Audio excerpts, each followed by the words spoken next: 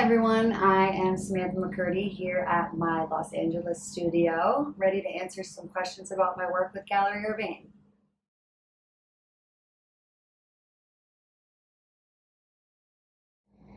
When I first started making this work, three-dimensional protrudes out from the wall, I was really surprised to have people's reactions be so curious about what's beneath the surface, what's inside of the canvas, making the shape that we see on the outside.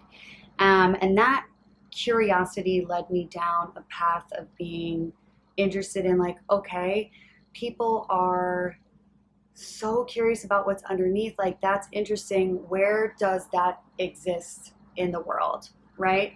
We have this like illusion of privacy and this like illusion of separation, and these like thin moments of like material that separate us from somebody else. I always use the example, like, if my partner and I get a hotel room and we are being intimate, on the other side of the hotel room there is somebody else, and so we're separated by such a thin wall or such a thin layer of matter separating us, both being intimate or both having private moments.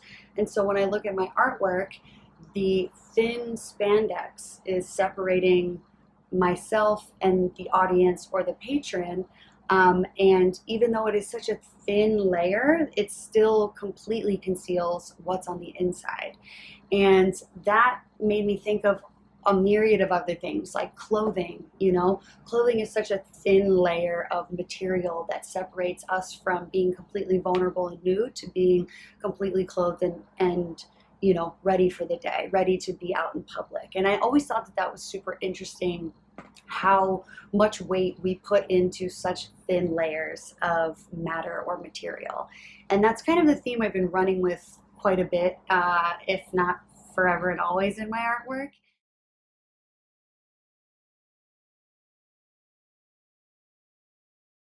Colors I curated for this upcoming exhibition are a little bit of a departure from my typical color palette.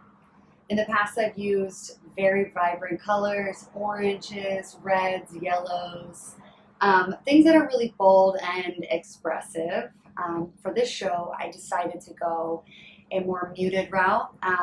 The pieces are much larger than my typical exhibitions, and I think that the scale affects the dramatization of the colors. So a small piece that's bright red reads very different as a giant piece that's bright red.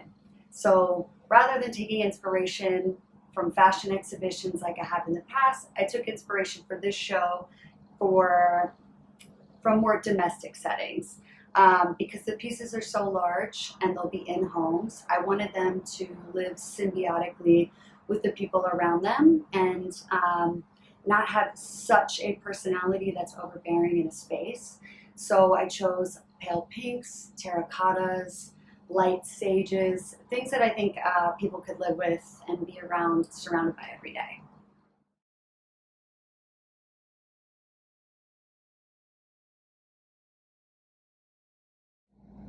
I think sometimes people are more curious about what they can't see than what they can see.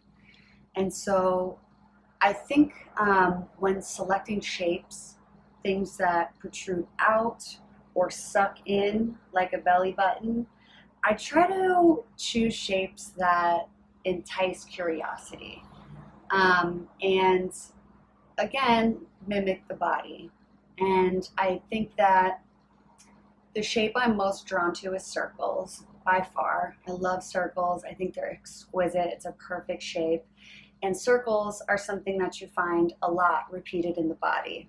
When I think of natural forms and body forms versus architectural and like built forms, the architectural forms are a lot rigid, a lot of like rectangles, squares, hard angles, 90-degree angles. But when I think about the body, it's so much more fluid. It has so many like convex and concave moments throughout it. And so when I am scouring the world for different shapes, I think about shapes of the body that, I think could work well in a piece.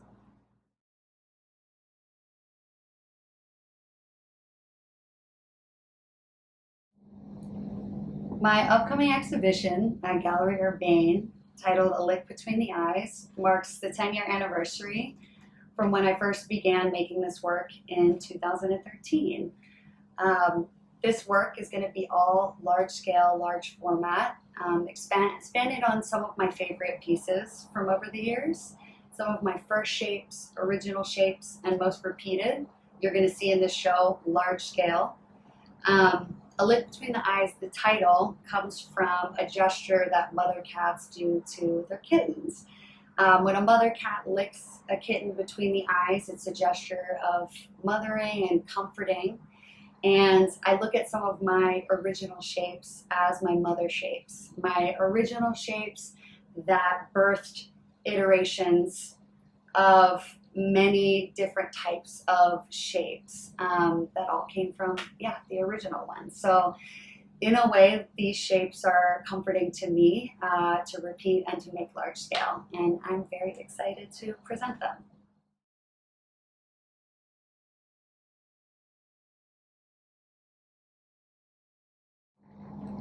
My favorite shape is the circle by far. I think the circle is exquisite, organic. It mimics the body and other organic material.